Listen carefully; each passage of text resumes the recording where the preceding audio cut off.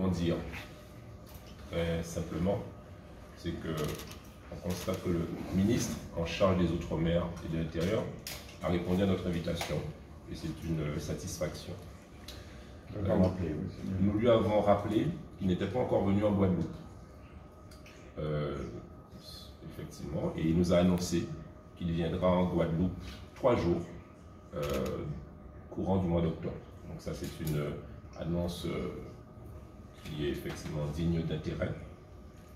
Ensuite, on ne vous détaillera pas l'ensemble des problématiques ultramarines et guadeloupéennes qui lui ont été soumises, mais j'aimerais quand même vous signaler qu'il a indiqué une chose qui mérite toute votre attention, notre attention, c'est que les préfets affectés en Outre-mer peuvent déroger à la loi dans l'intérêt des territoires ultramarins et qu'il a constaté que ça s'est fait que 2 fois en 5 ans et qu'il compte inviter les préfets dont il a la charge, d'ailleurs la responsabilité, à le faire le plus souvent possible. Par exemple, pour l'ADL ou la CDPNAF qui a un avis prescriptif sur un certain nombre de sujets fonciers. Et il aimerait que les préfets des Outre-mer soient un peu plus, je dirais, engagés dans l'intérêt des Outre-mer.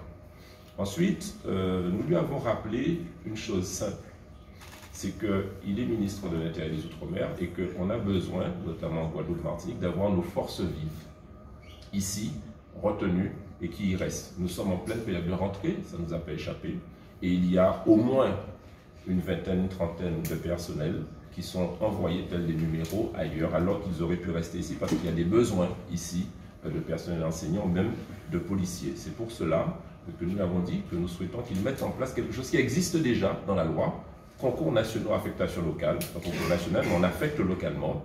Nous l'avons trouvé à l'écoute sur cela. Enfin, sur l'immigration et l'insécurité, nous lui avons dit qu'on ne conçoit pas que l'État ici soit autant défaillant, puisque nous avons plus de 32 morts par violence. Il y a des armes qui rentrent de façon clandestine, il y a des hommes et des femmes qui rentrent de façon clandestine, et il y a de la drogue qui rentre de façon clandestine. Donc, nous lui demandons de mettre en place les voies et moyens, tel Mayotte, tel ailleurs, pour pouvoir gérer cette situation-là. En conclusion, dans 3 semaines, il sera là pour faire lui-même des annonces précises sur ces différents éléments. Il ira aux Outre-mer.